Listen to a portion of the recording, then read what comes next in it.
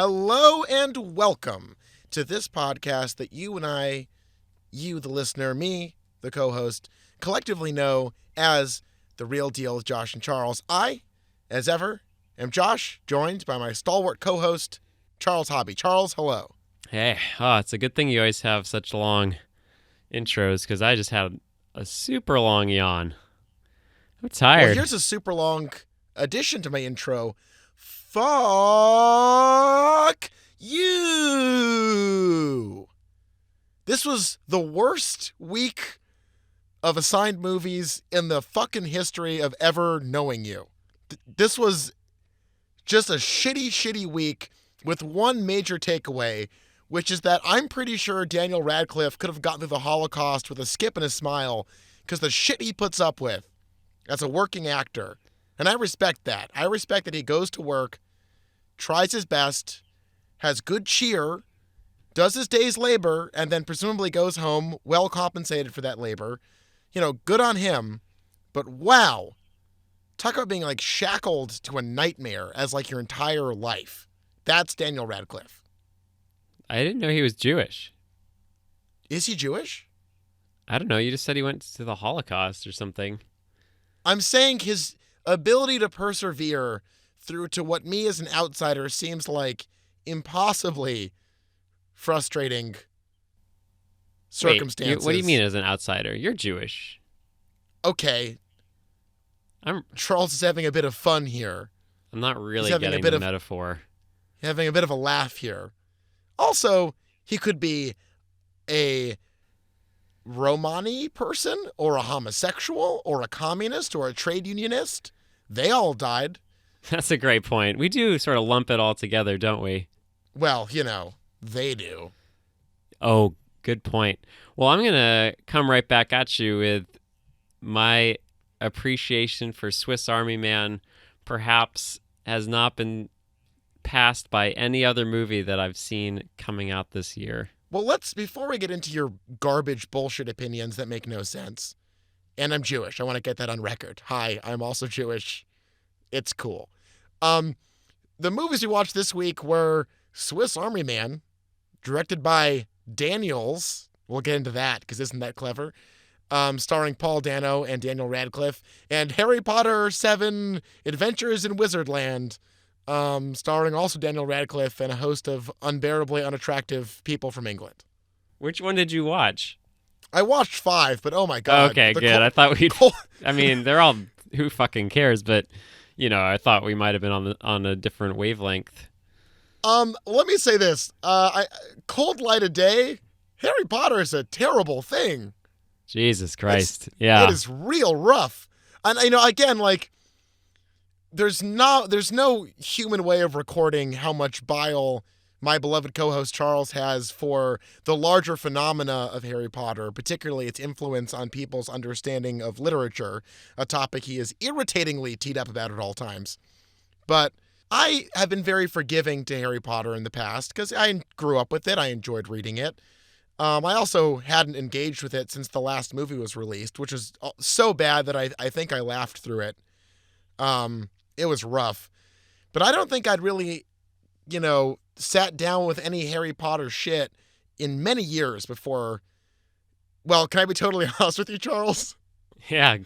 I did not watch all 2 hours and 17 minutes of that movie. I started skipping around at a certain point when I realized how agonizingly like rudimentary the filmmaking was and how totally uncompelling all of it was. I was like, no one needs to watch the whole movie. No. It's not required. Like, you could watch, you know, chunks of it and really be able to relate it with no effort to your friends or loved ones. Well, as a person who did watch the whole thing, and I'm certainly not saying that to put you down or anyway, because you certainly made the better decision.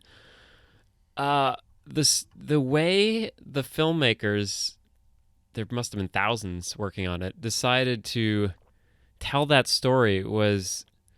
It was as though I were watching a movie in snippets because there was absolutely nothing that was holding anything together. It just sort of came and went. And that being said, it is much better than the book was still because it took less of my time and they just sort of focused on exploding magic.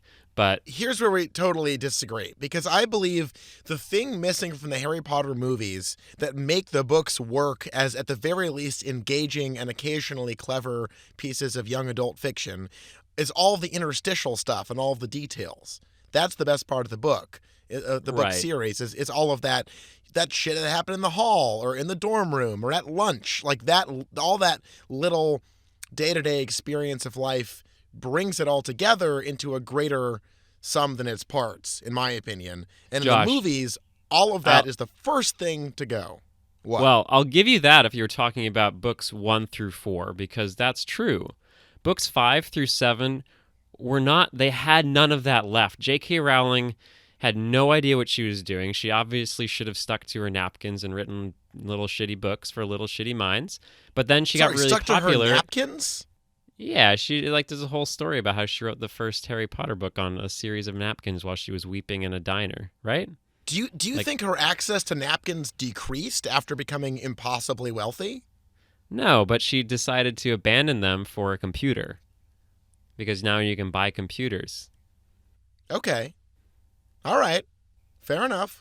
But anyway, my point was that there was something beautiful about those first 4 books where she wrote. I mean, I don't really know because I don't know Rowling, but to me, it seemed as though she wrote Harry's adventures 1 through 4, and then wrote his adventures 5 through 7. There's such a tonal shift between them, and the change was not good. She lost everything that you're talking about, all those little moments, all the little details that made you really feel alive in this world. It just became all about this unending plot that made no sense, had been stolen from 100 different sources, and it was just really dark for no reason. And especially number 5, Jesus Christ, that had Harry Potter yelling like a little whiny bitch the entire movie book. Movie book. I will say the consistent message of Harry is being unfairly demonized and isn't this terrible is so overbearing and exhausting that it's just so hard to give a shit about what's going on. He like sucked. by the time he's being tortured by Umbridge in her office, it's so cartoonishly black and white, dude. moralistically, that you're like, I get it. People are against the wrong guy right now, and that's bad. But it's a real slog, man. Well, I watched it with a friend of mine, and we both saw them when we were in high school. So we hadn't seen it since it came out. We went back and watched it together, and I'm so thankful that he joined me because I don't think I would have made it through more than 20 minutes on my own. But we just one of the things we were talking about while the movie was playing was how all these actors I know they get paid. We've talked about that before. They do get paid to do this, but still, it's this was whoever played Umbridge, she must have every day gone back to her trailer or whatever they do. Do they do that still? Do they go back to trailers, or is that changed? Do actors have trailers still? Yes, I think that's been consistent. Yeah. Yeah, they do. That seems weird. Don't losers live in trailers? Well, I think the trailers you're thinking of are maybe a little lower rent than the trailers a Dustin Hoffman gets when he's shooting, Transformers 7. So they get really nice trailers? I'm just imagining on a river with yeah. No, they do tires. hold to that. All trailers are by rivers when they shoot movies. So if you're shooting in Manhattan, not a problem. You can just, camp out in the West End and be by a river. But it's much harder when, say, you're in Tunisia shooting Harry Potter 9. And that's harder. Anyway, I'm going to look up who played Umbridge. So just a second. I'll vamp really quick. I don't know. I'm going to cover for you while you look something up. It's called vamping. I'm going to do that. I want to just Harry frame this week's episode by saying that we chose to to watch. God fucking damn it! Is the bit done? We chose to watch Harry Potter. I really, really am not in the mood for this. After watching, you said a minute ago you would not have made it through 20 minutes of Harry Potter 5 without having a friend there to weather it out with. I would have been fucking halfway back to Bushwick by the time 20 minutes of Swiss Army Man rolled around, if I knew what a huge fucking turd it was. And man, I was alone. I was in a terrible movie theater, Cobble Hill Cinema. I'm putting you on blast, okay? Bad projection, bad seating, old popcorn, chewy old gross ass popcorn.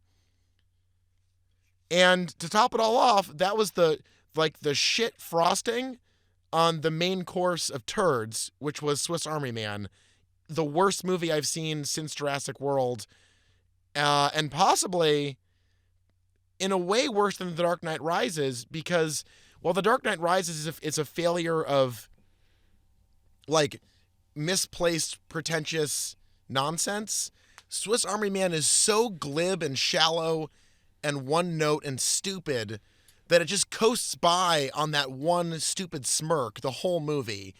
And I kept waiting for like a second thing to happen or like a second tone to come in, but it was just the same cheesy, fucking awful, tumblery, trite, preciously packaged, slick nonsense that ended in the most fuck you way possible to the viewer.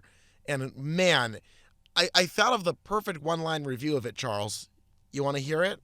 Yeah, of course. Swiss Army Man is the Flaming Lips of movies. That's it? And that's not a good thing. Okay. Well, wait, do you want to switch over or do you want to know who played Umbridge? I just wanted to get that out of my fucking body because it was festering like 1,000 tumors.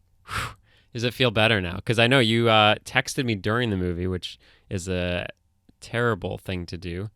And then you tried to call me after the movie, and I lied to you saying that I was busy, even though I just knew that you wanted to yell at me. And then I tried to talk to you the next day, and you just were... I feel like I ruined your week by picking this movie. It was astonishingly bad. Like, you've convinced me through your, mendacious wordplay in the past to revisit movies I didn't like the first time.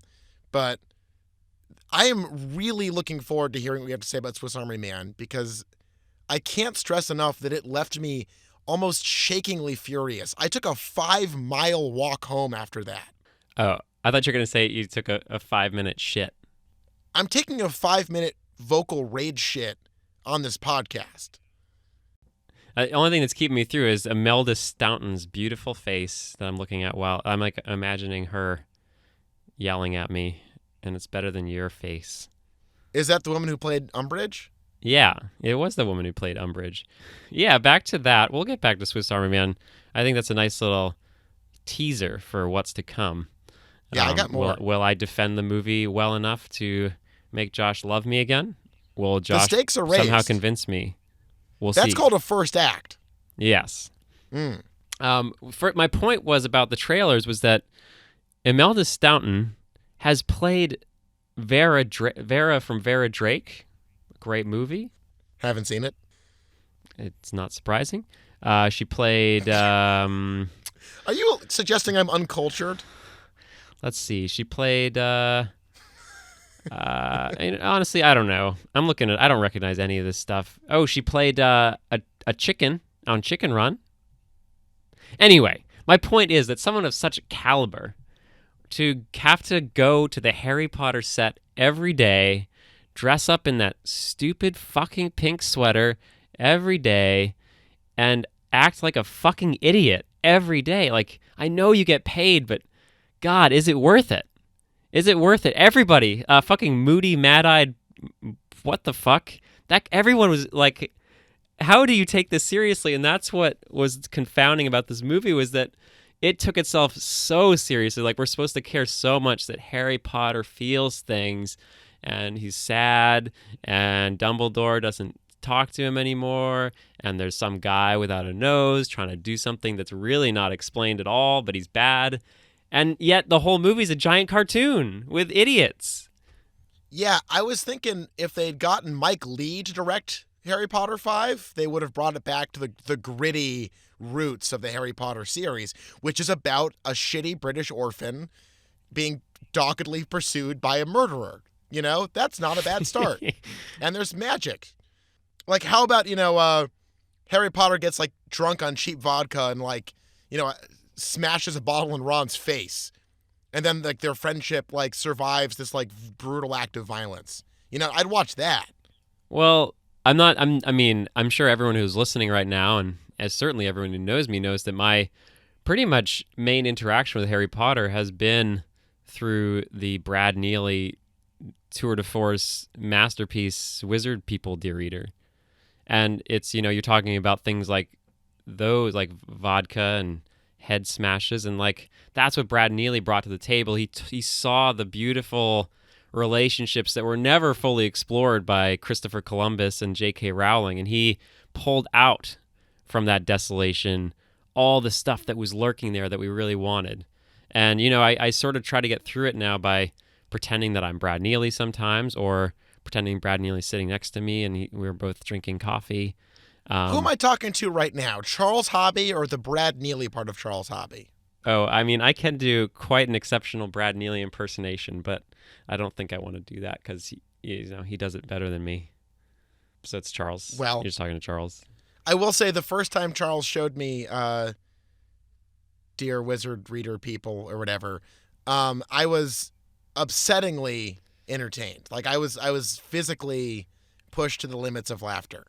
It's true. If people haven't seen that, I don't know why. For all the popularity that Harry Potter has garnered, this is a million times better. It hurts. You laugh so much it hurts, and then he makes you do that for 2.5 hours, and it's exhausting but hilarious. Like when your jaw hurts from laughing and smiling, it's that for a very long time. I've actually forgotten what joy feels like as a result of Swiss Army Man, but I'll try to remember that as like a sense memory deep buried behind the scar of that fucking awful movie. All right, well, we can watch it together again. But also my favorite character was the little the little bastard that has to clean up everything. What the fuck's that guy's name? All I remember is from Wizard People. His name's Dazzler. Oh, that's Filch, right? The groundskeeper guy? Filch! Yes, Filch. Dude, that poor fucking asshole. First of all, why would... That's the other thing.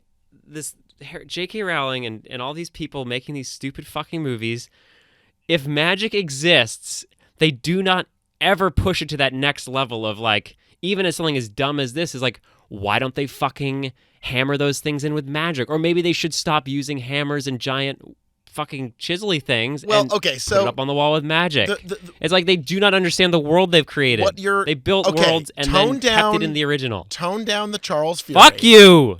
I didn't write the Jesus. books. When watching... See, that's why we can't talk about this. What parts... J.K. Rowling is such a fucking idiot. Shut up. This is becoming like the fucking Fox News of awful movie criticism. Dude, I let you go on and on about Swiss Army Man. I didn't issue a peep. I know, but just let me have it. You live in shame because you chose that movie. Your rage at J.K. Rowling is misguided. Because she's just, some poor British person trying to make enough money to escape Britain, which I believe is the British dream. So, power to you, J.K., you did it.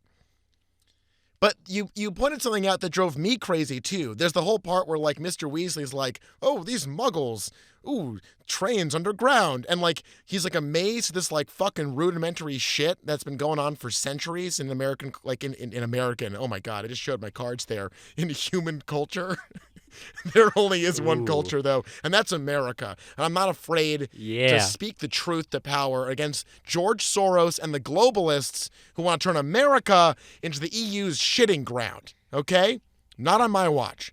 Anyways, so when they get to the Ministry of Magic, which looks like dog shit, they have the interdepartmental memos as a little joke, like little paper airplanes that fucking hover at eye level and flit about an office full of people, like that's charming or smart, when instead it's like you're fucking wizards, okay? You breed flying lizard creature monsters, and yet you think that it's wise to send sentient paper airplanes to each other like a bunch of fucking second graders, you know? Yes. My point, like, it's all through. If you watch all these movies again with that in mind, it's like, wait, why are they still doing all this shit? Like, that's a great point with the little notes. I didn't notice that one. So I laughed at that moment. I enjoyed it. But that's not only dangerous, but it's true. Like, why don't magician wizards would be able to, rather than sending an interdepartmental memo, just fucking send it through magic land and have it land right in someone's brain? Or what? That's what a wizard would do. Yeah, or a wizard could create like a box that sort of serves as like a receptor for messages, like specifically designed for messages, and like maybe just utilizing a simple stroke of a button or slightly moving one's hand, they could send a message from one such thing to another with almost no effort. Isn't that magical in a way? I mean, I think so. I do it every day. Yeah, so how about they get a bunch of fucking MacBook Pros, the Ministry of Magic, and use that for their super important communication?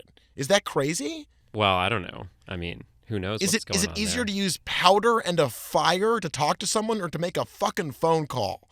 Dude, oh, God. The whole thing with, like, him being astonished by subways is, like, that is better than what you have. You guys are living in castles that are heated by fucking literal shit and assholes who can't do magic. It's and then the other thing is there's absolutely no, to cast a spell, what do? Well, first you need a wand and a spell that you say out loud. Oh, unless sometimes you don't need to say it out loud. Maybe perhaps you're thinking it in your head and pronouncing it very well. Or perhaps you're not. Or perhaps you don't have a wand. Or perhaps you don't have a wand and then say it out loud. There's no consistency with how magic is actually done in this shit world. I don't want to live in this shit world, Josh. Well, okay, I have good news and bad news. The good news is that you are not a character in the popular J.K. Rowling series Harry Potter and the Fill in the Blanks. So that's good. The bad news is that you're, as a result of not being a fictional character in that well-described dogshit universe of Harry Potter, you are mortal, and not only is the work we're doing right now ephemeral and meaningless, but you will die. Yeah, I know. That might be good news too, though. Yeah, I actually look forward to that some days. Like, this is a good day to look forward to death. Yeah, maybe not so much when it comes, but today. I do want to make sure that the movies I watch before I die are not Swiss Army Man and Harry Potter 5. That would be cool. I'll go see fucking Ghostbusters right now to clear the palate from those fucking... Oh, yeah. Ugh. I didn't see that yet. I did see the new Star Trek movie. Me too. I was thought we could do Talkin' Trek. You wait, what? We could do a segment called Talkin' Trek. Oh, I love it. We can Or Trek I can Talk. spend 4 hours at work making a new little logo for that because that's what I spend my days doing at work is making little logos for the podcast. Boy, what a Tuesday you have ahead of you, huh? Yeah. Yeah, we can leave behind the world of Harry Potter because it is a terrible place that is just completely empty and the shittiest, stupid fucking story. It is fucking stupid. What is wrong with Voldemort anyway? Well, okay, you pointed out something really important, which makes sense to me, which is that in the first 4 books, there's a very delineable emotional arc to Harry, the character, that culminates in sort of the death of a proxy version of himself, Cedric. So in a way, like, that death of the demi-self is a pretty significant, watermark of where the story is at 4 books deep, He almost dies. He is directly responsible for the death of a peer who in many ways resembles him. And is better than him. Yeah. In every fucking way, because Harry Potter's a fucking idiot who learns Jesus nothing, Christ, does nothing, Charles. and knows nothing. Okay, update. Charles does not like the Harry Potter series, if that subtext was not lost on you earlier. Yeah, so basically Harry Potter witnesses the death of a peer. A superior. That is in many ways a stand-in for himself existentially. The stakes of the entire series come to a head at the end of book 4. He finally confronts Voldemort face to face. He has this powerful moment of exchange with his nemesis. And then book 5 comes along and just kind of nothing really happens. I mean, like, I know shit happens by the end because a series is thriving when they introduce a prophecy into the mix. And start to lean heavily on a prophecy. And things to collect. Oh, God. Yeah, like, go collect some shit and the prophecy. You're like, okay, the plot has been lost. Okay, we're officially in Shitsville. But jumping back into the series with the 5th movie, which I believe we chose totally arbitrarily, right? Yeah, random, yeah. My reaction to the movie is very simple, and I have this reaction to many movies. Who are all these assholes, and why do I give a shit about them? I mean, that's valid. 2 reasonable observations to make about any movie, or narrative arc at all. And to answer any of those questions with the 5th book of Harry Potter is so convoluted and so bizarre that that's the real, litmus test for the 5th sequel. Who are these assholes? Why do I give a shit about them? And that's a fucking hour-long answer in this movie, and it is terrible. Yeah, I mean, a smart writer would have known that the 4th book was the last book and would have packed, like, that's the arc that we wanted. Everyone loves the 4th book. It's obviously the best book.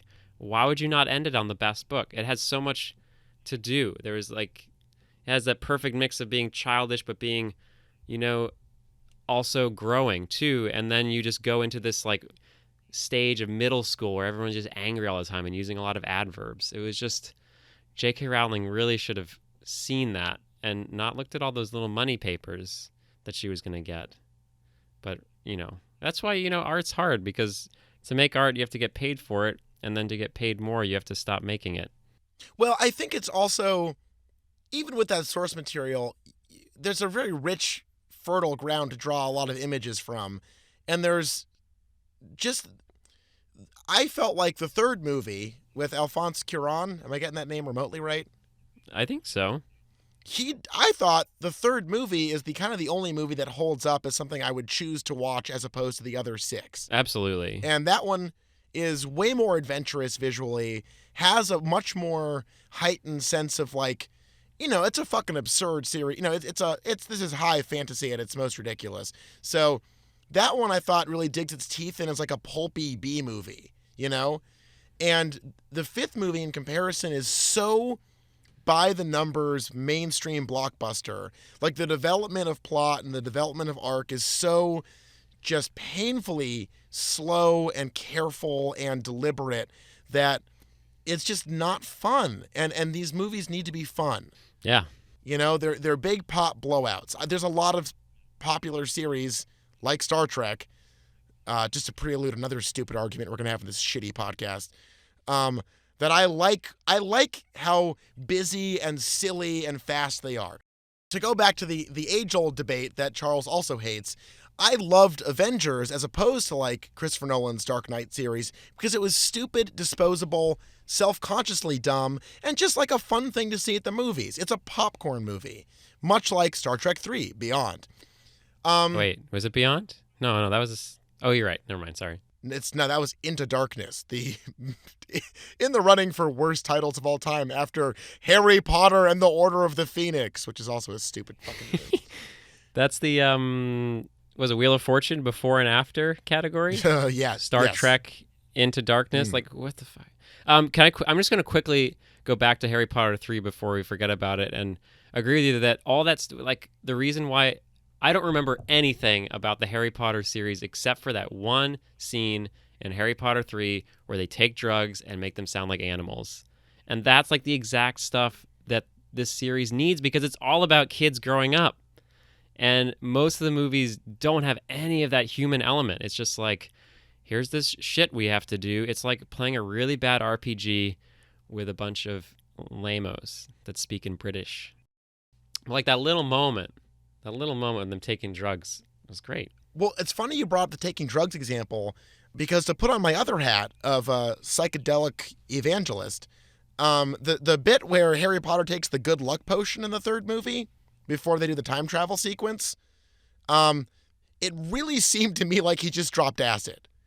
Because the way he's like, I just feel really lucky. And it's like, yeah, man. Fucking, go listen to some Acid Mother's Temple, Go sit in the woods with your buddy and talk about life, which he does. And like, The third movie is great. I would watch that in a heartbeat. It's the kind of fast-paced fun I want out of a big dumb movie, and the overbearing insistence that what's happening is serious in Harry Potter 5 makes it all seem trivial and juvenile and fucking dumb. So there we go. Harry Potter 5, a real fart. But yeah, let's move on to Trek talk. You are putting off Swiss Army Man so artfully. You are just kicking that ball down the field like you're fucking Pele, and I kind of admire it. Actually, one movie that I almost suggested we watch was Zidane, a 21st Century Portrait. I'd watch that. You know what it is? The French fellow who headbutted the other fellow during the soccer match. Yeah, so there's a movie that somebody made, Score to Mogwai, where it's literally an entire game where all you see is him. You don't get to watch. You just watch him, whether he's playing the ball or not. That's great. But anyway, that sounds riveting. It's good. It's post-rock and an unfun video game. Wow. Tech talk. Trek talk. Yeah, Star Trek. Okay, we're putting on our Trek Talk hats, and my Trek Talk hat involves some fake Vulcan ears. Ooh, I have the one that's the baseball helmet with the little beer holders and straws. And how is that related to Trek? Because we're talking Trek. Oh, I don't It's know. just I mean, a hat? That's how I go and see their movies. Okay, I think we've done that bit pretty good. Can we move on from that bit? Yeah. Okay. Hey, bit you don't have achieved. to ask. If I stop talking. No, I know. on. I teed you up, and then you proceeded to drive the ball into your own dick. I don't know. That's where it goes sometimes, right? Star Trek Beyond is the kind of totally disposable sequel that's just there to continue a delightful puff series that I am very happy to see in the middle of a sweltering hot summer day with my girl in one arm and a bag of popcorn on the other. Yeah. I mean, I wouldn't say it was all bad. It was dumb. It was like, it got to the point of stupidity that the other two hadn't. And, it's weird because Simon Pegg was one of the writers who I admire. And I really don't know what happened, but the whole, they explained everything a lot. Like, all the dialogue was really bad at explaining what I was supposed to be thinking about. And then the whole, villain was really weird, and the way they killed the villain was laughable. And I hated that scene a lot. I will say the mismanagement of the antagonist's arc is a unavoidable confusing point in the film. One, you get Idris Elba, and that's what you have him do? Really? Yeah, come on. I mean, that was appalling. I will say that. You could have cast me at that, because he did nothing. Why would you put him in there? He's so good. Hey, Hollywood, you heard it here. Charles Hobby looking for work, eager to get in pictures. It didn't, what the basic premise was that there was a man who didn't like that everyone was getting along, so he wanted to kill everybody. Is that what it was? The crude moral parable that it was trying to explore very inarticulately around some wonderful set pieces, delightful action, entertaining quips, and also a level of soundtrack pandering that makes Guardians of the Galaxy look like fucking Dogma 95. I think the movie was talking about the value of cooperative multiculturalism over extreme isolationism and the idea of I don't know, man. I did not watch this for the plot.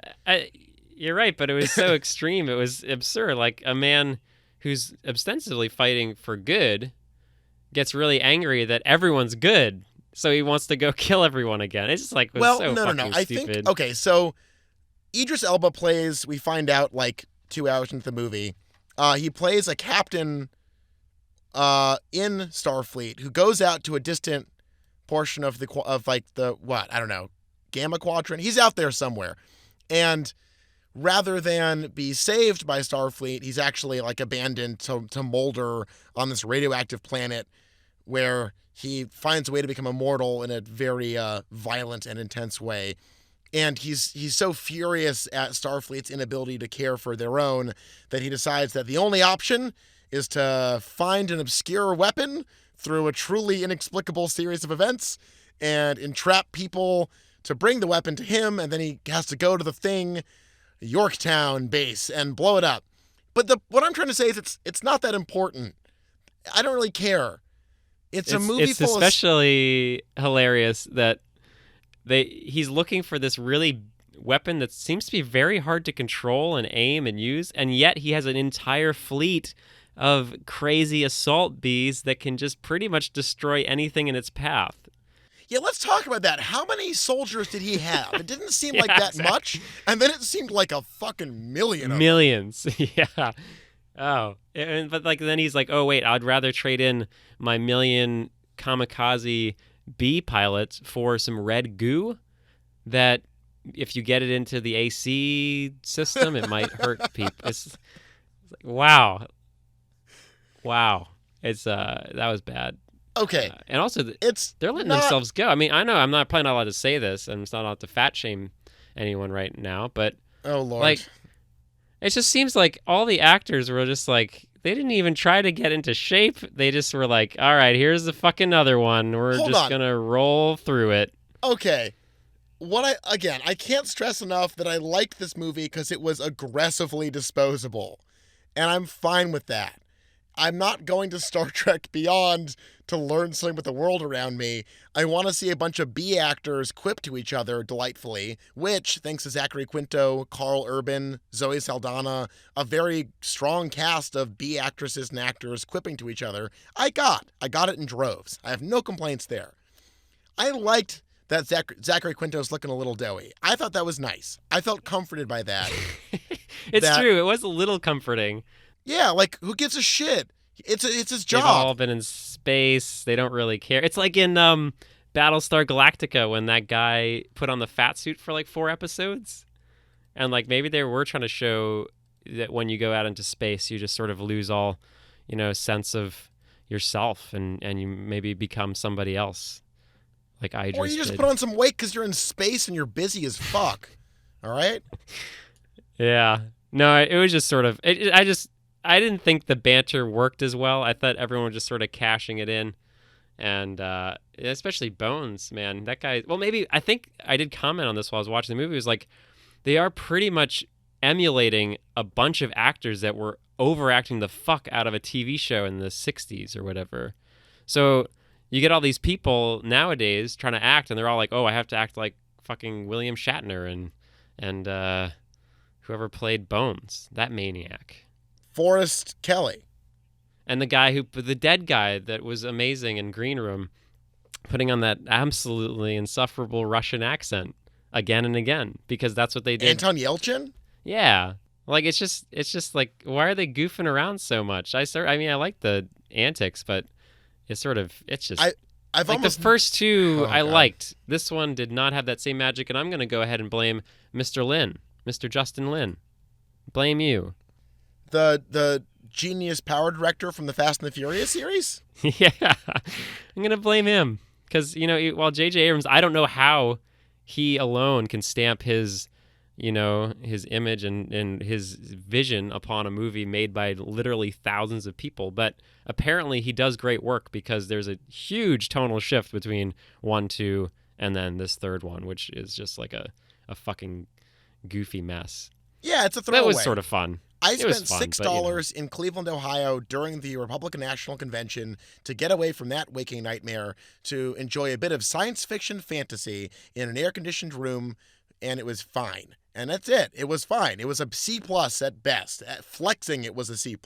Okay? Did you think that Idris Elba's character was modeled after Donald Trump? I think there were obvious overtones about, like, bellicose nationalism and... that was definitely attempting in some desperate measure to reflect on, like, the Eurozone or Donald Trump or Putin or, whoever the fuck is running England now, Theresa May. But of course, this precedes that. So, yeah, I think that was trying to comment on we should be multicultural and that's good, as opposed to we should splinter off and destroy multiculturalism because we're threatened. So that's cool. That's a nice message. That is cool. That's what I got out of it. And even though it was sort of done very strangely and not in the best way, at least it did have at its heart, it was a good movie about, yourself and the things you just talked about. So it was Well, let me also say, I thought that the emotional notes of, Kirk trying to figure out alongside his old pal, old Spock, what they were going to do in the future. I'm at a point in my life, and I don't want to get too personal on the show where I basically scream fucking shit about movies I didn't like for an hour, and, much to the deterrence of civilization progressing. But I'm at a crossroads in my life, and it was kind of interesting to see, like, oh, here's these archetypal characters also contemplating what the future holds for them. And was their decision to remain on the Enterprise? Oh, spoiler, the series is not going to end. Don't worry. It was interesting. I thought it was cool to see those emotional themes explored in a movie where I was expecting to pretty much just go like ooh and ah. So I don't know. This is not a great movie. That's why it's an okay movie. It's a movie to see in the summer when it's hot out. Definitely. And that's why I like this series because, all three of them have really been about those two dudes exploring what their friendship means. And I just thought this third one did it in a manner that was a little too obvious and didn't let me really explore it as much. Like as an example, the scene where he meets with the commander, whatever her position was, and he explains very precisely what he's feeling, and she explains very precisely why he's feeling it, and we all get very precise examinations of what's going on. And, in the first two, it was much more simply done, and we just watched these two people bond together. But even that being said, even with their sort of out-of-shape performances, I'd still recommend it over anything with J.K. Rowling's name on it, for sure.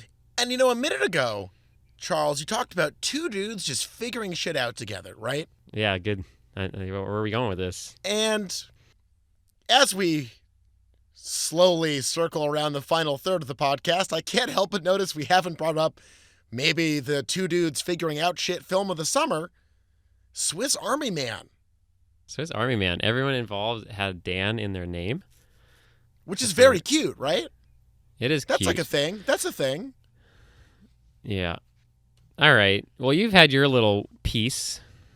Okay. Let me just say, as a final note, and there's no way I'm actually done, do not waste your money or your time on this absolute asshole of a movie. I would have rather spent time with an actual asshole, almost any asshole, just out of sheer anatomical fascination and, some sexual attraction. It kind of depends on some other factors, like how I'm feeling, what's going on. We're veering off here. I would have left so soon into this shit fest if it wasn't for you. Okay? Well, that's nice. That's sweet. That made me feel good. I value our relationship and I value this podcast, but that was really terrible. And I'm very interested in hearing how you're going to sell this to me. All right. Well, I'm not going to sell it to you. I'm just going to say what happened, because I before you mentioned it, I was excited for you to see it because I thought you were going to like it, and I still think this is. I'd have to go back through a list of something, but without thinking about it for more than a few seconds, I would say this is my favorite movie of 2016. You're a fucking idiot. And I really enjoyed it. I thought it was a very creative look at what we do every day, about life, about choices, about the way we feel and the way we hide things.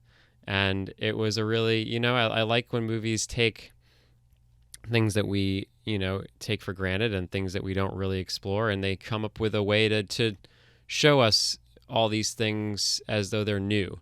And, you could have like an alien visit and we have to explain it to the alien. In this case, it's a dead person.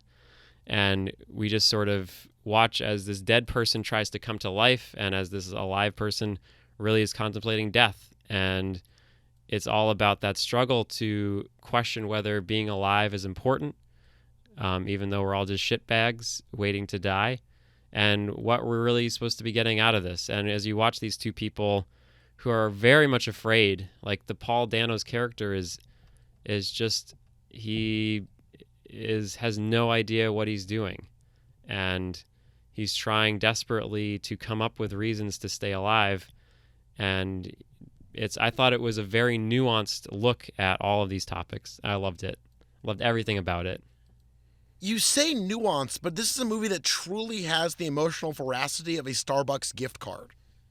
I don't I think so. don't No. I don't buy that I don't for even a know what that minute. means. The this was glib, twee, stupid. The general premise of, oh, the dead guy teaches the living guy how to really live. Like, That's really? not what happens. That's No, that's not what I exactly what said. happens.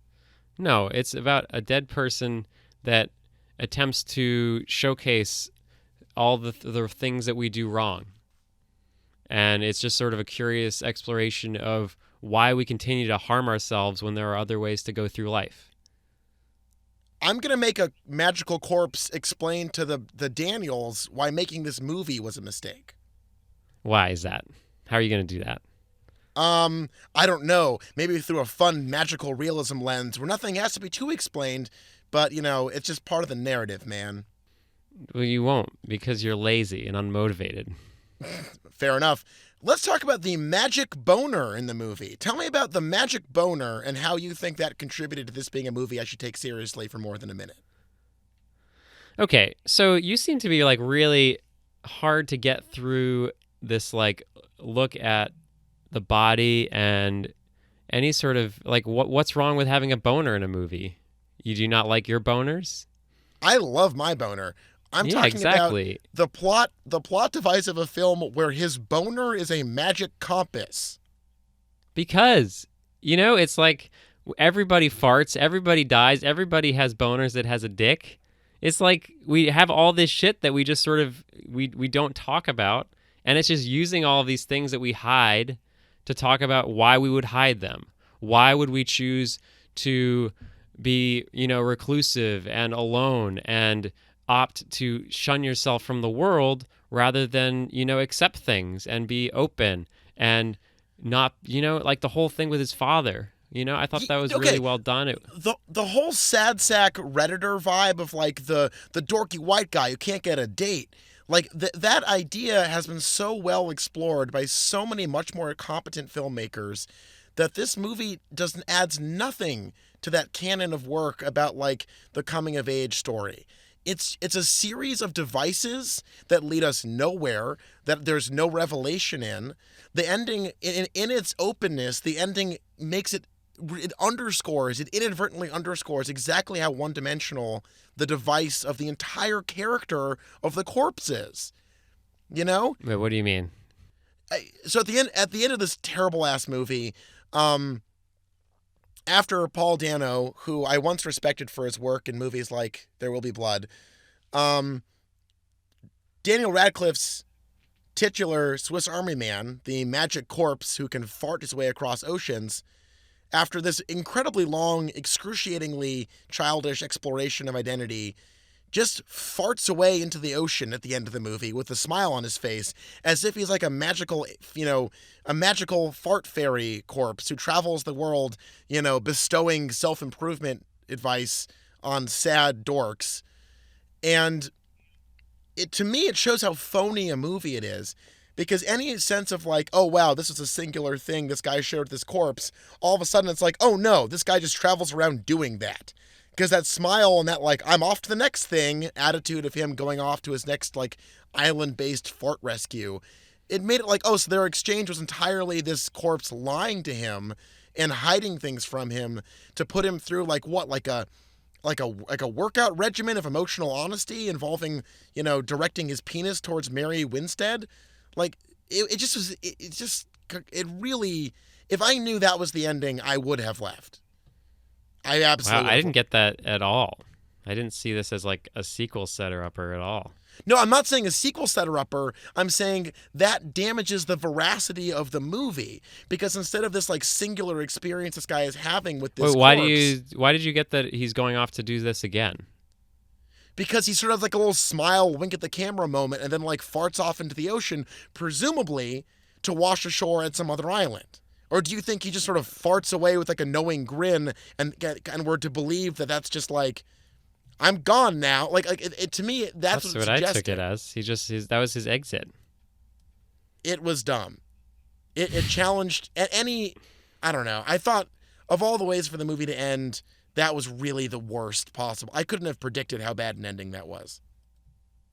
I don't know. I mean, I I didn't think that it was that bad. You know, you have this story about these two, I guess, people. One of them's not really a person, and you know it But wasn't isn't it a ironic that in a relationship that way was the dead man is more of a person than the living man? I guess so, Josh. Yeah, that's I called guess filmmaking. so. Yeah, I guess so. I don't know, man. You're just, you didn't like it. You're not going to be swayed. You're not No, really but going I, to. I really didn't like it in a way that motivates me to be upset about it, which is rare. I'm not. I Yeah, usually that's I fine. don't get this incensed. I got really incensed, I would say famously, but no one cares about me. But among my friend group during The Dark Knight Rises, I was so mad about that movie in a way that probably comes off as incomprehensible and unattractive as I'm being right now about this movie. But man, I just had a problem with the glibness of this movie. I found exhausting. And I like emotional stories. I like emotional storytelling. And this felt so like aggressively opposed to doing that it really annoyed me. Hmm. All right. Yeah. I mean, I liked it. Yeah, that's all I'm gonna say. I guess that's all I can say. I thought it captured a lot. I don't. I mean, you say that there's movies that have done this better. Um, I don't know. Sure, there are movies that have done it better. There's movies that have done it worse, and there's movies that like this. I think talks about things that really haven't been talked about in the same way. You know, we have a lot about communication and really what it means to be alive, especially right now. I don't know, man. I just think you're being a little hard on it. No, I don't think I'm being hard on it enough. This is a movie where people sing along with the soundtrack, where the basic premise is just so over. They beat a dead horse in this movie for like an hour, like the middle of the movie where they're just in the woods together, playing dress up and building twee little sub Michel Gondry sets to explore basic human interaction to no apparent end. It was a waste of time, and I rarely say that about movies. This was No, not you fun don't. to watch. Like Jurassic I World. thought it was It, very fun. ugh, no, this was visually. I thought it has this saturation to it that I did not like. I don't know. This I found no entry point to this movie, and maybe that's my fascination. I found no entry point to getting into this, and I was Maybe you're astonished. just in a bad mood. Maybe you didn't. Maybe you had some bad food before. I did overpay for bad ice cream and then ate bad popcorn, but Yeah, I mean, and that could normally do I it. feel like I rely on movies to take me out of bad moods. You know what I mean? Well, I mean, I saw this with a friend of mine, and he's that guy I talked about the other time where he's just like really negative about everything for no reason. And he hated it too. And I just sort of wonder if maybe there's something like I can see you not getting into it because it does, it starts off with a body that farts off into the distance with a man on its back. And, it's very, in some ways, it's overly literal in its figurative language to the point where it's hard to maybe see it as serious. But I thought that was great. It's more like science fiction where it doesn't spend time trying to explain why any of this shit's happening. It just has that as its premise, and I thought it used it very well to talk about all the things I've already mentioned. It's just like it's weird to be alive, and I liked that we when trying to explain to a corpse what we're supposed to be doing, he sort of does realize things that he hasn't been doing very well. I don't. You say movies have done that before. I haven't seen one, so I liked it. Well, I think the elaborate device of the Oh sentient wait, you're corpse. thinking of Weekend at Bernie's? The, I would much rather watch Weekend at Bernie's than I know fucking you Swiss would. Army Man. No, no, you're playing a rhetorical game here where you're pointing out that yes, most movies don't have a sentient farting corpse in it. Right, that's my point. Most movies that explore a development of self and exploration of the world around us, from something as like aggressively realist as Linklater's Boy to something as like fantastical as fucking the original Star Trek trilogy. There's a lot of ways that people explore what it means to come of age and to grow and to change as a person.